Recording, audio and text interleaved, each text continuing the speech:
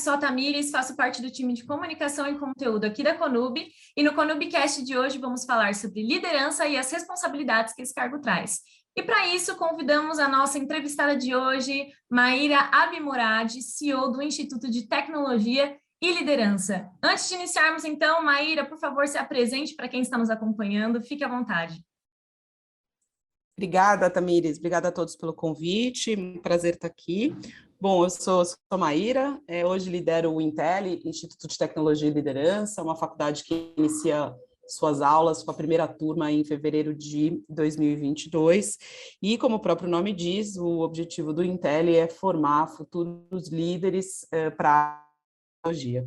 Então, estudo bastante esse tema. Anteriormente, eu trabalhei por 18 anos na área de recursos humanos, em consultoria de recursos humanos, justamente selecionando e desenvolvendo jovens líderes para grandes organizações. Então, posso dizer que eu, desde o início da minha carreira, eu trabalho com essa temática de desenvolvimento de liderança. Maravilha. Então, Maíra, para começar o nosso papo, conta para a gente o que significa liderar uma equipe. É uma pergunta filosófica quase, né? Olha, Sim. eu entendo que liderar uma equipe acho que tem dois grandes significados, né? O primeiro é entender que se você está liderando uma equipe e essa equipe, esse grupo de pessoas juntos se configura como uma equipe, é porque esse grupo tem objetivos em comum, né? E o primeiro, então, significado da liderança é ajudar, contribuir, garantir, se possível, que esses objetivos sejam entregues, né? Então, acho que o primeiro significado de liderança é a entrega de resultados. Junto com isso, e cada vez mais, né, um desejo, uma demanda de quem entra no mercado de trabalho, é que ao passo que o líder faz esse trabalho, então, de entrega de resultados, que ele possa também, ele e ela possam também desenvolver essa equipe, desenvolver os indivíduos dessa equipe. Então, eu entendo que o significado da liderança é a entrega de resultados, enquanto se desenvolve, né, indivíduos e faz com que esse time trabalhe juntos para, de novo, o atingimento desses resultados. Boa. E você acha que existe um perfil ideal de profissional para se trabalhar em um cargo de liderança? Olha, eu acho que não, eu acho que tem algumas premissas, né? Algumas características que são pilares, premissas de alguém que deseja ocupar um cargo de liderança. Eu acho que a primeira, né, é a pessoa querer, porque o papel de liderança, na prática, significa que há um trabalho de muita empatia, de muita interação com pessoas, porque muito do trabalho do líder é ajudar as pessoas a atingirem os seus próprios resultados e a equipe como um todo atingir os seus objetivos. Então, tem que querer, né? Tem que querer e tem que gostar de gente, né? Porque liderar pessoas, no final das contas, demanda muita interação, né? Interação constante com a equipe. Então, não acho que tenha um perfil ideal, não acho que é necessariamente algo nato, vamos chamar assim, você nasce líder, acho que é totalmente desenvolvível, coloquei aspas aqui, estou fazendo aspas aqui com a mão, porém, tem que partir de uma premissa de que a pessoa quer, né? Ela tem esse desejo, tem essa vontade de se desenvolver um papel de liderança. Maravilha. Mas você acredita que existem algumas habilidades técnicas que esse líder ele precisa ter ali, o famoso hard skill? Com certeza, né? Acho que a gente tem, se a gente busca na nossa memória, né, líderes que admiramos, sejam pessoas com quem a gente já trabalhou, ou pessoas do mercado, eu acho que conhecimento técnico da sua área de atuação é importante. Você precisa minimamente entender o ambiente que você está, o negócio que você está e a área funcional, se for o caso que o líder, pelo qual o líder é responsável. Então, o conhecimento técnico da sua área é algo até para que as pessoas possam buscar informações com você, ajudar as pessoas a tomarem decisões e dar a direção quando for necessário. Então, esse é um ponto. E aí tem algumas outras habilidades, que aí eu não sei se dá para a gente chamar exatamente de hard skills, mas a escutativa eu acho que é uma característica, uma habilidade muito importante, saber ouvir e para ouvir, e é por isso que chama escutativa, né? Fazer isso através da capacidade de fazer boas perguntas, para conseguir, através da interação com os indivíduos e com a equipe como um todo, entender o que está acontecendo, o que não está funcionando, onde é que as coisas podem ser diferentes. Então, a escutativa com a habilidade de perguntas, acho que é algo que a gente pode considerar aí quase um hard skill.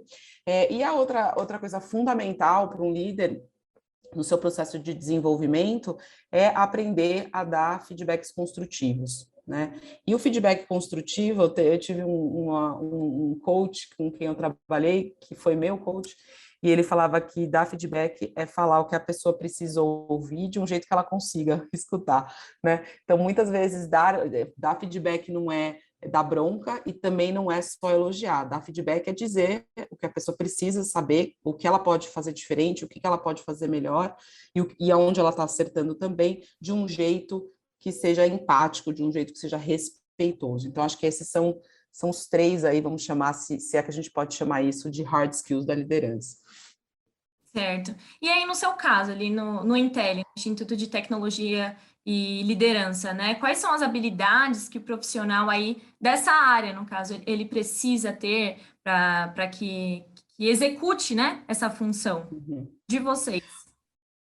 Olha, nós somos uma faculdade, né? O Intel é uma faculdade, então a gente tem equipes, basicamente duas grandes equipes, né? Uma equipe que é a equipe acadêmica, que são professores, coordenadores de curso, e que aí não só tem o conhecimento das competências que a gente desenvolve nos alunos, sejam de computação, de negócios ou comportamentais, de liderança, então que conhecem tecnicamente, né? Se ele vai dar aula de programação, esse professor precisa conhecer profundamente, tem mestrado, doutorado na área de computação. Então, o time acadêmico é responsável pelo processo de ensino e aprendizagem dos alunos. Então, são professores que compõem esse time acadêmico que não só conhecem profundamente, né, o tema sobre o qual ensinam, mas principalmente gostam de aluno, gostam de desenvolver alunos, gostam de trabalhar com alunos, gostam de estar em contato diariamente com alunos. E o time de gestão, que é o segundo grande time que a gente tem dentro do Intel, aí a gente tem funções mais parecidas com de uma empresa, né? Então, a gente tem um time de admissões e marketing, nós temos um time financeiro jurídico, nós temos um time de tecnologia, que compõe aí a área de gestão. E aí, de certa forma, Tamires, são habilidades muito parecidas, né? Pessoas que são muito boas tecnicamente naquilo que fazem, seja lá o que for, se for financeiro é financeiro, se for tecnologia é tecnologia, mas que tem o alinhamento com a nossa cultura. A gente tem uma cultura muito empreendedora, a gente faz as coisas dentro de casa, a gente gosta, né, de botar a mão em tudo que a gente faz, a gente não tem um perfil de organização que delega tudo para a consultoria fazer, pelo contrário. Então, esse espírito empreendedor e, principalmente, um alinhamento com a nossa proposta, é uma proposta muito inovadora. E quando você está fazendo a inovação, muitas vezes você está fazendo algo pela primeira vez, né? Então, é um time que não só tem esse apetite, essa vontade de fazer inovação, mas está disposta a conviver com os erros desse processo. Porque é muito fácil você falar, vamos inovar, vamos fazer diferente, mas não dá o espaço para experimentação e para o erro. E isso a gente cultiva muito aqui, né? O acolhimento do erro, no sentido, olha, deu errado, não tem problema. A gente não perde 5 segundos, Tamires, pensando quem errou, culpa de quem. Não, vamos olhar para o problema, o que não deu certo, como é que a gente pode melhorar e bola para frente. Então, acho que esses dois times, apesar de muito diferentes, né? O time acadêmico e o time de gestão, isso existe em comum, essa característica empreendedora, a vontade de inovar e muita maturidade para lidar com o erro como parte do processo de aprendizado. E eu acho que essa é uma outra característica do líder de hoje, né? Foi-se o tempo em que o líder sabia tudo, que só ele sabia e o resto não sabia nada, só obedecia aquele antigo manda quem pode obedece quem tem juízo. A gente está mesmo numa nova era em que ninguém tem certeza de muita coisa. Então, nesse processo de experimentação, acho que a relação entre os líderes e as equipes ficam mais horizontais, né? Ou seja, está todo mundo trabalhando junto para encontrar a melhor solução. Boa, inclusive você falando tudo isso me lembrou uma palavra que foi muito dita em 2020, né? Que é a palavra resiliência. Então, essa questão que você disse sobre não perder tempo ali pensando no erro, bora resolver, essa palavra foi muito dita em 2020, está sendo muito dita em 2021, né? Exatamente, acho que nem é uma palavra que eu sou muito fã, mas acho que o conceito é esse mesmo. A gente foi posto à prova e todos nós, né, em todas as esferas da nossa vida, na vida pessoal, na vida profissional, não foi nada fácil para quem é líder de equipes, né? Uma dupla complicação, porque tinha que lidar não só com seus desafios pessoais e profissionais da pandemia, como também acolher, acomodar e ajudar todas as pessoas das suas equipes, né? Então acho que para os líderes em particular foram 2 anos aí bastante difíceis, né? No sentido de lidar com todas as questões, de novo, individuais de cada um e da equipe como um todo. Sim, com certeza. E agora, Maria, no seu caso, como que foi a sua preparação para ocupar uma posição de liderança? Foi natural? Você teve ali um preparo? Em algum momento no começo você sentiu insegurança? Como que foi para você? Olha, eu assumi minha primeira posição de liderança muito jovem, né? Eu tinha 20 e poucos anos.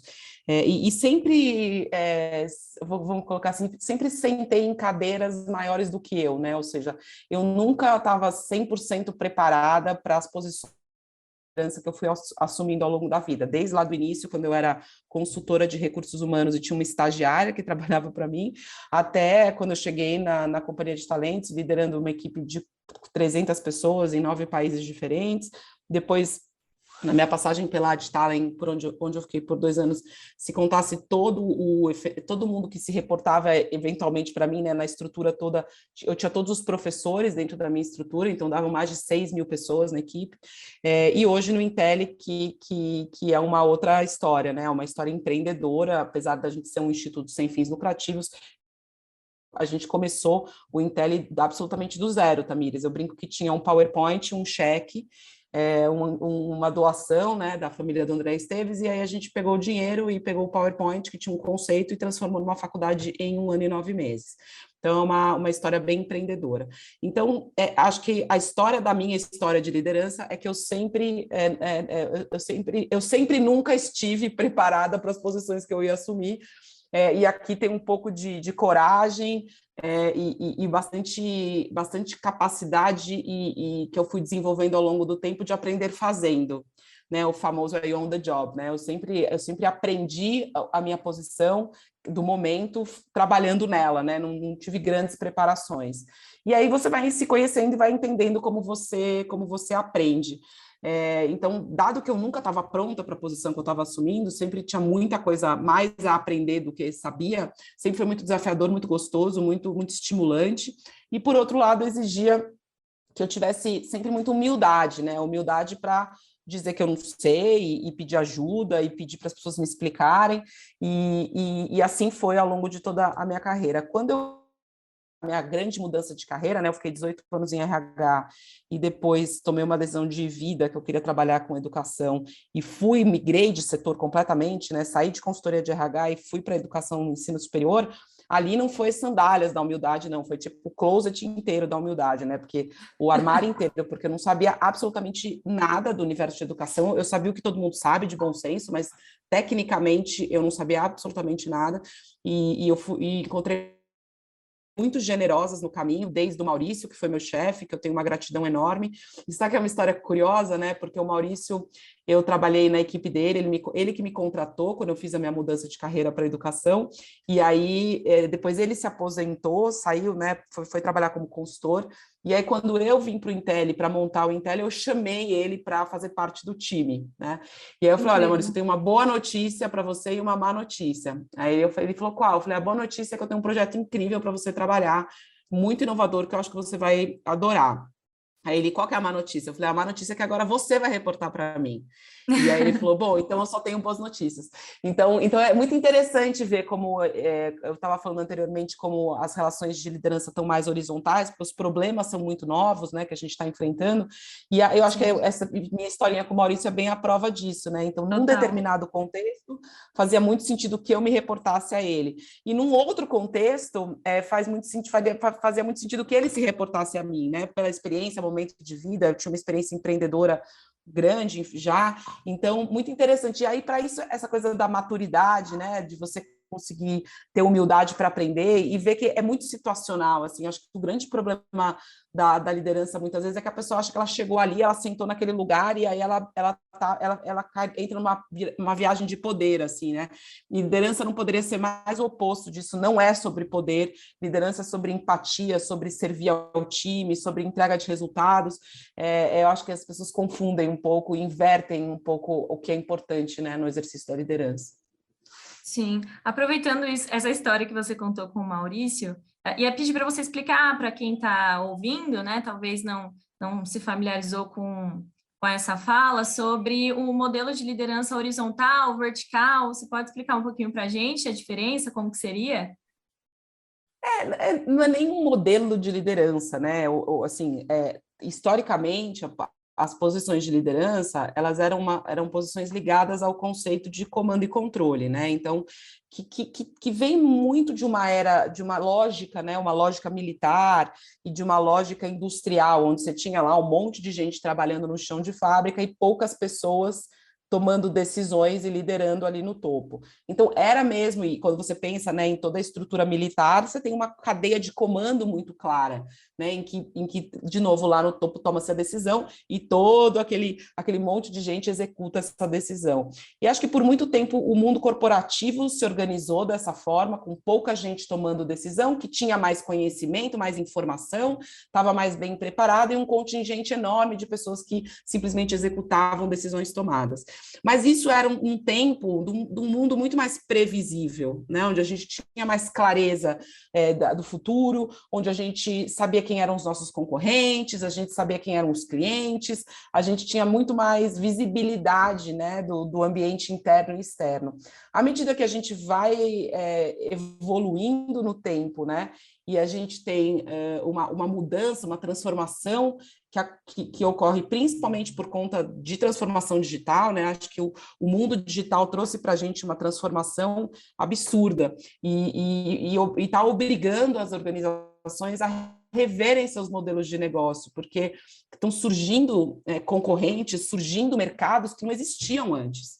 Então, nesse mundo que a gente vive hoje, tem gente que chama de mundo bunny, mundo VUCA, nesse mundo mais volátil, mais complexo, mais incerto, o movimento que eu vejo nas pessoas é uma horizontalização, no sentido do que a gente precisa de mais cabeças pensando e mais cabeças com repertórios diferentes decidindo o que precisa ser feito, porque o futuro não era mais o que ele costumava ser. Então é nesse sentido que eu falo que é menos vertical e mais colaborativo, mais horizontal para dar conta, né, desse mundo lá fora tão complexo, tão incerto, com tanta coisa acontecendo ao mesmo tempo e com muito mais velocidade.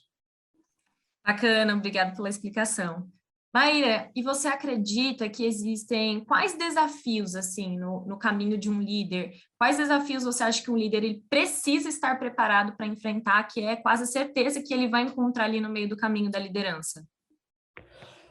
Legal. Eu definiria o papel do líder na minha visão, né? Existem 4 grandes coisas que um líder faz, na minha opinião, né? A primeira coisa que um líder faz é engajamento de equipe, né? Garantir que todo mundo saiba o que tem que fazer, que tem os recursos para fazer, que esteja mobilizado e motivado para fazer. Então, engajamento da equipe, né? Da equipe com a própria equipe, da equipe com a organização e com a cultura, da equipe com os resultados da empresa, o que tem que ser feito. Então, engajamento é uma coisa importante, né, do papel do líder. A segunda é dar direção, é papel do líder apontar, né, para onde a gente está indo, criar estratégia, falar, é para lá que a gente vai, né? E lidar com os desvios no meio do caminho, porque às vezes você fala, é para lá que a gente vai, você pega a estrada, imprevistos acontecem, né? Então, essa questão de direção é papel do líder também. A terceira coisa é acolhimento, cada vez mais acolhimento, porque existiu um tempo, Tamir, você não vai lembrar disso, né? Mas assim, existiu um tempo no mundo do trabalho em que as pessoas separavam absurdamente a pessoa do profissional.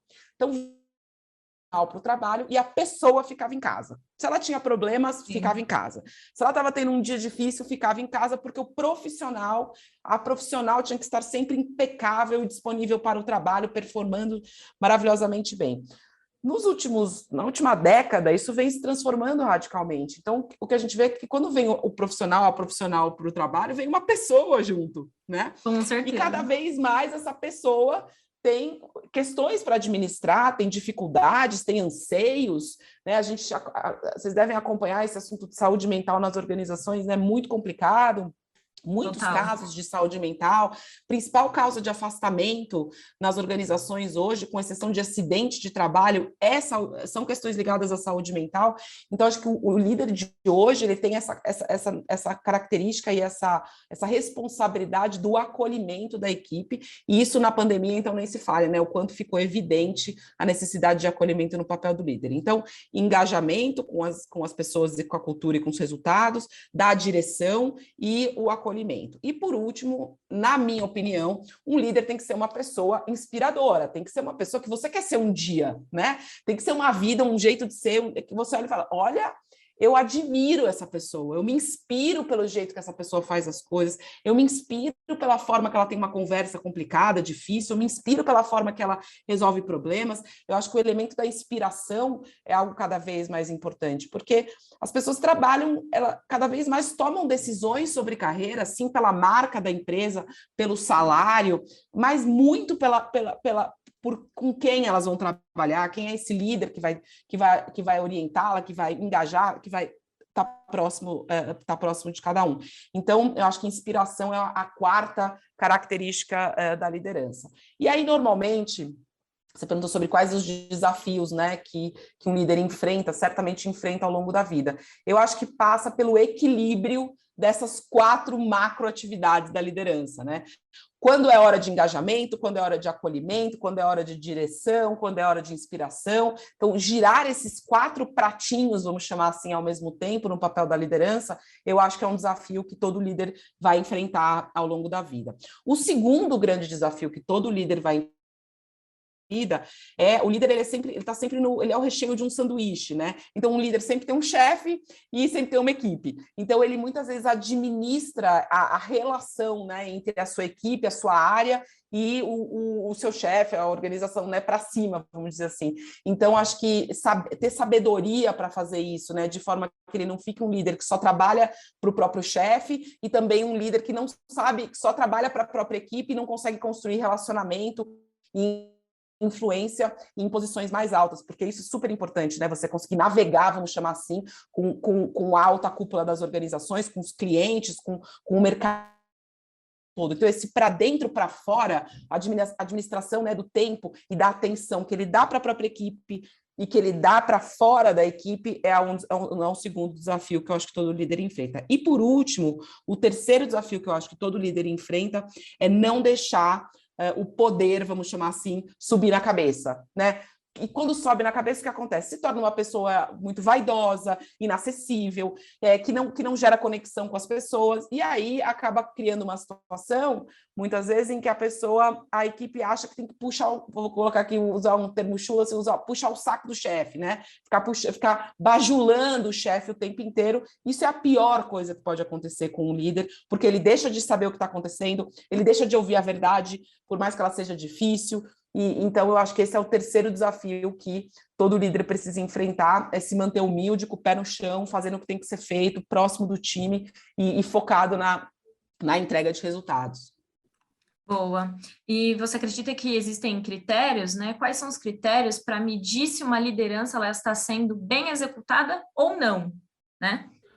Com certeza tem critérios. Eu acho que tem um critério que é a própria avaliação que a equipe faz do seu líder, né? Acho super importante avaliações que o mercado chama de 360 graus, né? Então, assim, o líder ser avaliado pelo próprio chefe dele ou dela, avaliado pela equipe, avaliado pelos pares, eventualmente por clientes. Eu acho que quanto mais visões, né, você tem, por isso que chama 360, esse círculo em volta do líder, quanto mais visão de mais gente tiver que observa esse líder em diferentes papéis, né, mais precisa essa avaliação, porque ela fica com menos viés, né? É mais gente olhando a atuação do líder como um todo, de novo, numa lógica de 360 graus. Então, acho que esse é um jeito. A outra coisa super importante é entender o quanto de autonomia a equipe tem, o quanto que a equipe consegue entregar os seus resultados, consegue performar bem, porque o líder que não é um bom líder, ele centraliza informação, ele tem medo de perder espaço, e ele não dá autonomia toda possível de se dar para uma equipe, né? Então, eu, por exemplo, eu sou muito boa nisso, assim, nesse aspecto de liderança, que é delegação e da autonomia. Então, assim, tem coisas que acontecem, Tamires, que eu não fico nem sabendo, né? Vou ficar sabendo depois que aconteceu. E eu acho ótimo que isso aconteça, porque isso significa que a equipe se sente preparada para tomar decisão, que a equipe tem os recursos que ela precisa para trabalhar, executar, fazer o que precisa ser feito, que ela tem segurança para tomar uma decisão e, se for o caso, errar, porque ela sabe que se der errado, eu vou ajudar a resolver, eu não vou falar, a culpa foi sua, quem mandou não me consultar. Então eu acho que essa capacidade de delegação e de dar autonomia para o time, ver o resultado sair, sem o líder estar envolvido em tudo o tempo inteiro, é um outro jeito de medir a qualidade da liderança. E, por último, acho que a terceira coisa que mede muito a qualidade da liderança é se as equipes que passaram pela gestão desse líder, onde estão hoje? Cresceram, se desenvolveram, morro de orgulho, né? Quando eu vejo pessoas que foram minhas estagiárias, hoje são diretoras de empresa, e quando encontro com elas, às vezes me mandam mensagem, falam, nossa, eu lembro, há 15 anos atrás, a gente teve uma conversa, você me falou isso, isso e aquilo, e agora eu entendi o que você quis dizer, né, nessa conversa, então, assim, você vê que as pessoas que você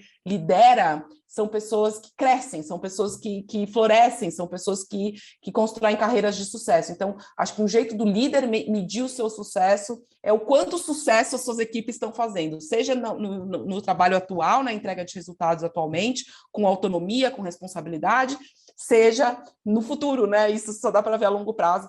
Eu fico muito feliz quando eu vejo pessoas que trabalharam nas minhas equipes e hoje estão brilhando por aí, torço por todos e estou sempre à disposição para ajudar, com mentoria, com conselhos de carreira, porque o líder existe para que, de novo, desenvolver pessoas e para que o resultado com o qual ele se comprometeu aconteça. Nossa, incrível, muito bom mesmo. E Maíra, para finalizar, quais dicas você daria para uma pessoa que está iniciando ou até mesmo atuando em cargos de liderança para ela ser um bom líder, uma boa líder, né? Quais dicas você daria? Olha, acho que a primeira dica é a gente confunde, né? Assim, nossa imagem arquetípica da liderança é alguém que comanda, que fala o tempo inteiro, que diz para os outros o que tem que fazer. E eu acho que no início da trajetória de liderança, acho que a minha primeira dica é fazer um bom balanço entre a escuta e a fala. Né? Para ser um bom líder é muito importante desenvolver a escuta ativa. A gente é muito treinado a falar e pouco treinado a escutar. Então, acho que treinar a escuta e, de novo, né, através da habilidade de fazer boas perguntas, estar realmente interessado no que o outro está dizendo, com perguntas que ajudem a entender o cenário, que vá, assim, né, aprofunde um pouco as questões, eu acho que pode ajudar muito no quem está iniciando aí na carreira de liderança. A segunda é não ter vergonha de dizer que não sabe, não ter vergonha de falar, olha, preciso pensar sobre isso, não tenho uma resposta agora, eu preciso refletir, ou realmente não sei o que você acha, vamos pensar juntos aqui como é que a gente resolve esse problema. Então, essa segurança, né, essa autoconfiança de dizer que não sabe, de dizer que precisa de ajuda, eu acho que é uma outra dica importante. E a terceira dica que eu daria para quem está começando uma carreira de liderança é a questão da delegação, porque você só é um líder de uma equipe de verdade quando você consegue delegar e não fica conferindo ou querendo fazer o trabalho de todo mundo, né? E muitas vezes, nessa minha trajetória construindo o meu papel de liderança, muitas vezes eu pensei assim, mas se eu fizer, vai ficar melhor. Se eu fizer, eu tenho como garantir que vai ficar bom isso daqui. Mas fazer, se eu ficasse a vida inteira fazendo, né, o trabalho que é de alguém da minha equipe ou da minha equipe como um todo, a pessoa não aprende a fazer, não se desenvolve, não aprende a fazer, e eu não ganho espaço na minha agenda, na minha cabeça, para desenvolver novas habilidades. Então, a terceira dica é exercitar ao máximo essa capacidade de delegação. Delegação não é delargação, ou seja, não é jogar a pessoa na fogueira e largar ela.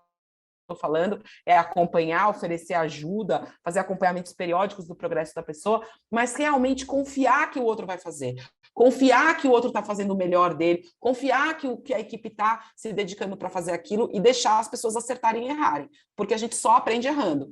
Então, acho que essas são as 3 dicas que eu daria para quem está começando a sua trajetória aí de liderança. Incrível, Maíra, dicas excelentes. Chegamos ao fim de mais uma edição do Conubicast.